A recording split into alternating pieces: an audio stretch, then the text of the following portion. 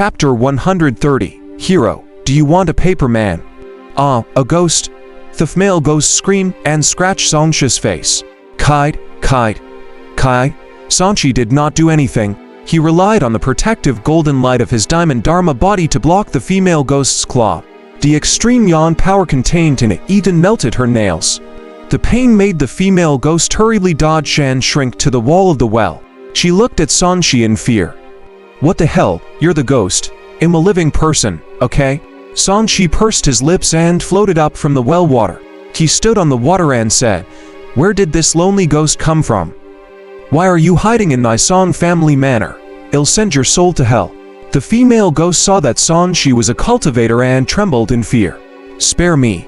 I don't want to die yet, don't kill me." The fire in Songchi's palm flickered. He did not show any mercy and flicked his finger. A scorching flame shot out and pierced through the female ghost who was trying to escape. With a puff, the female ghost's soul dissipated amidst a scream. "I'll slay any demons my way," Songchi muttered. This was his secret resurrection point. Furthermore, he had returned to his original appearance after resurrection.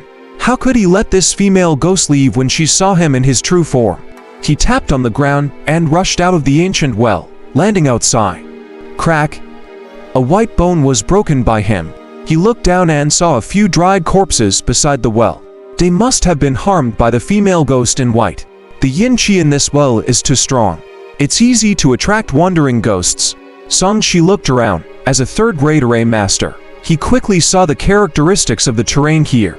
He took out a low-grade fire attribute Dharma artifacts, formed a seal, and condensed a few runes. He inserted the Dharma artifacts into the stone wall in the well and neutralized the extreme yin qi, causing yin and yang to be balanced. It would not attract any lonely souls and wild ghosts anymore for a short period of time. After dealing with the corpses beside the well, Songchi looked at the mansion under the night sky. There was residual snow on the tiles and the grass and trees on the ground were withered, but new sprouts were about to sprout. It's been a few months, winter has passed and early spring has arrived. Songchi changed his appearance and strolled around the residence with his hands behind his back. Other than some rats and crows, he did not see any living creatures. He returned to his courtyard and cultivated for the night. At dawn, he took out the demon pill to check. This thing might have completed its power conversion, as it didn't disappear because of his resurrection. This is the condensation of my essence energy and essence energy. Even if I don't break through after eating it, I can advance by leaps and bounds. After saying that, Songchi was not in a hurry to eat.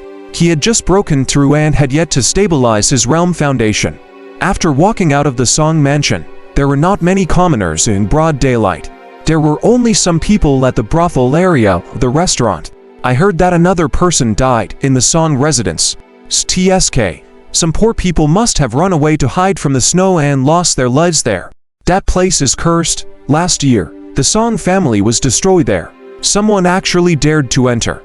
On the road leading out of the Song mansion, a discussion came from a tea house, which he listened to carefully. TSK. The Song family is still alright. They only harm ordinary people. The riverside is dangerous. The things there can even kill immortals. I heard that there's an immortal cave by the river. I don't think it's a good immortal since so many immortals died there.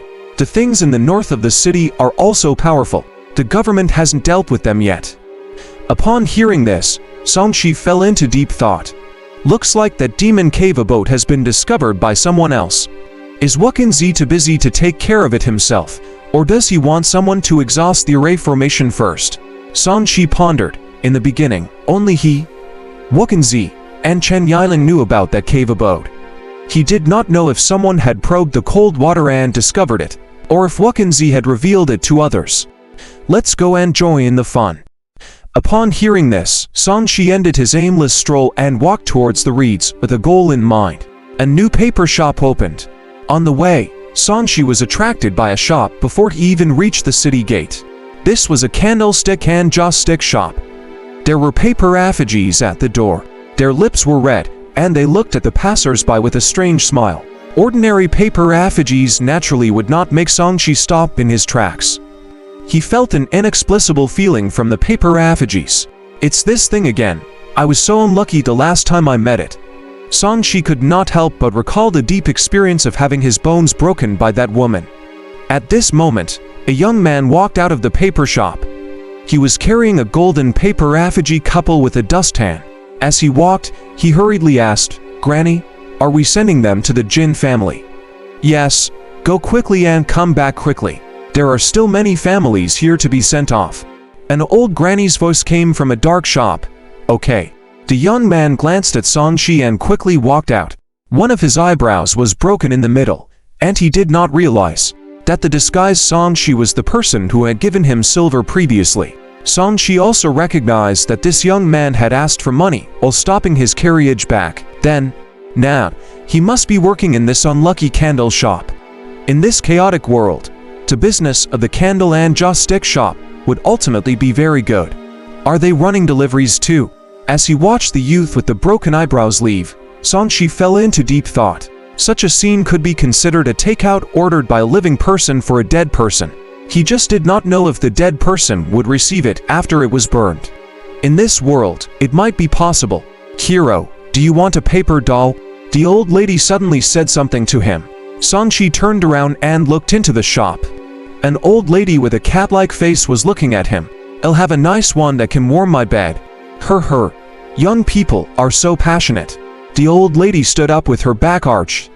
She was wearing a long black robe and carried a female paper doll beside her. "What do you think of this?" The paper figurine was made of paste. It had delicate features and a perfect appearance.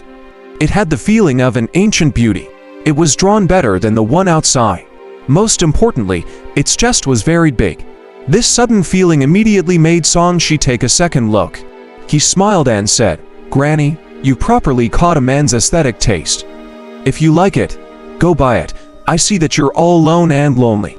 It's not bad to have a companion." "Okay.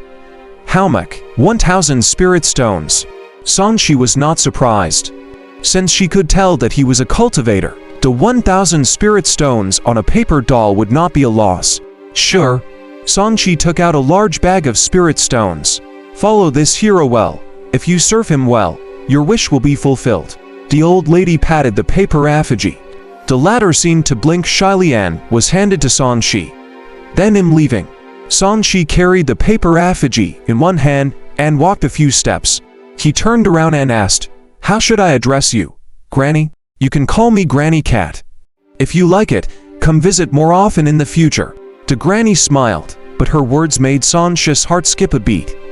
Granny Cat. Wasn't this the name Huang Heu mentioned? Wasn't it the one who cut the Huang residence and the many servants and maidservants he met back then? He could not help but look in the direction where the old lady went back. There were indeed many paper cutouts that looked like buildings. There were small houses and large manors. Did the old lady think that he was a cultivator who was seeking to buy such special items? Song-shi did not ask further. He walked at a moderate pace with the paper effigy between his arms. The people he met on the way were used to it. They all thought that he bought paper effigies for his family, such as for a man who died before he got married. "Hero, you're going to the river, right? There's a bloody storm there. It's best not to die there." An extremely pleasant voice suddenly sounded in Song-shi's ears, making his ears tingle. "You can talk in broad daylight." Song-shi looked at the sun in surprise.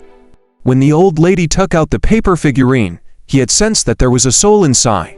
To be precise, it was a ghost. To be able to move around in broad daylight, did she not care that the sun was still out?